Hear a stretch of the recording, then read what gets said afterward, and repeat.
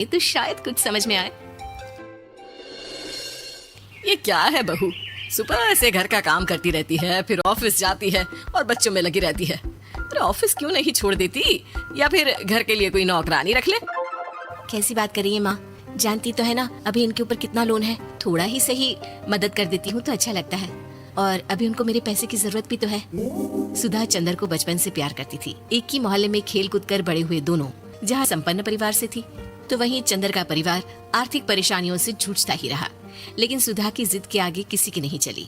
सुधा कल ऑफिस जल्दी जाना है और 2 दिन के लिए गुजरात ऑफिस के काम से भी जाना होगा। अरे कैसी बात कर रहा है बेटा, बहू को अगले महीने बच्चा होने वाला है, इस वक्त तो उसके साथ रहे। अरे कोई बात नहीं ना माँ, उनको जरूरी काम होगा, वरना मेरा चंदर ऐसे वक्त में मुझे छोड़कर कभी नहीं जाता। चंदर सुबह घर से निकलता तो आधी रात को घर में घुसता, वो भी शराब के नशे में। चंदर की माँ उसे खूब समझाती। अरे माँ देख रही हो ना कितना कर्जा है सर पर, काम करना पड़ता है, दिन रात काम नहीं करूंगा तो घर कैसे चलेगा। अरे लेकिन बहू को भी तो देख लिया कर, इस हालत में भी घर का बाहर का सारा काम करती है। चंदर तो जैसे माँ की बात सुनकर भी अनसुना कर देता है। ऑफिस के बाद चंदर का फोन माँ के पास आता है। माँ वो ऑफिस के काम से आज रात के लिए पास के शहर के ऑफिस जाना पड़ रहा है, कल सुबह आ जाऊंगा। सुधा रात को कमरे में सो रही होती है कि उसके पेट में दर्द होता है।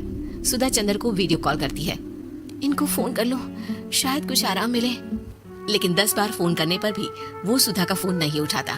ऑफिस के काम से गए हैं, हो सकता है बिजी हो, कितनी मेहनत कर रहे हैं हम लोगों के लिए। सुधा सो तो जाती है, लेकिन अकेले उसे कमरे में डर लगता है। अगले रोज चंदर घर आता है, जहाँ सुधा ऑफिस जाने के लिए तैयार हो रही थी। तुम आज भी ऑफिस जाओगी? कल रात भर तो ड्यूटी की है, थक जाओगे, छुट्टी ले लो ना।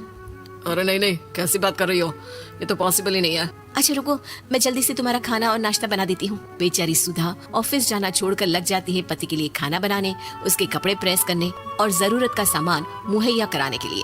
हो सके तो रात की ड्यूटी मत लिया करो ना, मुझे बहुत डर लगता है। अरे यार क्या है, तुम तो ऐसे बिहेव कर रही हो कि तुम ही अकेली हो जिसे बच्चा होने वाला है। इतने लोगों के पति जो काम के सिलसिले में बाहर होते हैं, उनका क्या? सुधा को चंदर के मुंह से ये बातें अजीब लगती है। अरे हुआ क्या है तुमको? पहले तो तुम मेरा कितना ख्याल रखते थे, मेरे पास रहते थे, मेरी दवा से लेकर खाने पीने तक का सारा ख्याल, और अब इस बार तो तुम एक दफा भी मेरे साथ डॉक्टर के पास नहीं आए, क्यों? अरे पागल हो गई हो क्या? पागल वाली बात कर रही हो? काम धंधा देखो या फिर तुम्हें लेकर टहलता फिरूं। और मुझे शुक्रवार की रात को काम से निकलना है, सोमवार आऊंगा।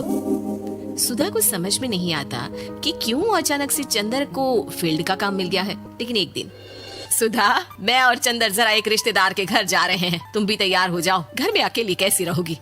अरे नहीं नहीं, इस हालत में इसे लेकर जाना ठीक नहीं है। अरे लेकिन मैं ऑफिस भी तो जाती हूँ, फिर घर में अकेले। चंदर उसकी कोई बात नहीं सुनता, वो सीधा कार निकाल कर माँ को लेकर चला जाता है। सुधा घर के काम में लग जाती है कि अचानक उसकी नजर चंदर के बैग पर पड़ती है, जिसमें एक कागज दिखाई देता है। इनके कागज भी ना इधर उधर फैले होते हैं, एक भी खो जाएगा तो बवाल करेंगे। लेकिन जैसे ही सुधा वो कागज खोलकर देखती है तो वो सदमे में आ जाती है। दरअसल वो कागज नहीं, बल्कि चंदर और उसके ऑफिस में काम करने वाली लड़की चांदनी की गोवा की टिकट होती है। सुधा चंदर के बैग को खोलकर देखती है तो उसे होटल के बिल से लेकर महंगे गिफ्ट्स और दूसरे शहरों के टिकट मिलते हैं। सुधा को समझते देर नहीं लगती कि उसका पति किसी और लड़की के साथ है। चंदर के आने पर सुधा उससे बात करती है। अरे नहीं नहीं, ऐसा कुछ नहीं है, तुमको गलतफहमी हो गई है। लेकिन जब सुधा के सवाल तीखे हो जाते हैं तो चंदर को अपनी गलती माननी पड़ती है और वो सुधा से माफी मांग लेता है। सुधा फैसला कर लेती है कि वो चंदर को छोड़ देगी। बच्चे और सामान को लेकर वो घर से निकल ही रही होती है कि सास उसे रोकती है। कहाँ जाएगी बेटा, रुक जा। चंदर को सुधा का जाना खल नहीं रहा था, वो झूठे मुंह भी उसे रोकने की कोशिश ही नहीं कर रहा था। सुधा चंदर को देखती है और मायके चली जाती है। मायके में माँ कहती है, अरे आज से कैसे घर छोड़कर आ गई? कौन सा चंदर तुझे छोड़ रहा था? माफी तो मांग ली थी ना। देखो बेटा, बेटी डोली में जाती है और अर्थी में ही निकलती है। पर पापा मेरा आत्मसम्मान, उसका क्या? आपने मुझे पढ़ाया लिखाया है, इस लायक बनाया कि मैं खुद का खर्चा उठा सकूं, बेटी को पढ़ा सकूं, एक अच्छा जीवन पाऊं। अरे लेकिन पति की जरूरत तो होती है ना सुधा दीदी, और अगर आपको नहीं है तो इस बच्ची का सोचो जो अपने पिता से इस कदर जुड़ी है। आने वाले बच्चे की सोचो जिसके आने से पहले ही आपने पिता का प्यार से दूर करने की सोच ली। सुधा फोन देखती है, लेकिन चंदर का कोई कॉल नहीं होता। वो समझ नहीं पाती कि अपने आत्मसम्मान के बारे में सोचे या बच्चों के बारे में। मम्मी, हम नाना नानी के घर से दादी और पापा के पास कब जाएंगे? नहीं जाएंगे बेटा, अब यहीं रहेंगे। नहीं मम्मी, मैं पापा के पास जाऊंगी, मुझे दादी के साथ रहना है। और मेरे साथ?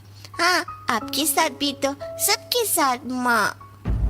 देखो सुधा दीदी, आप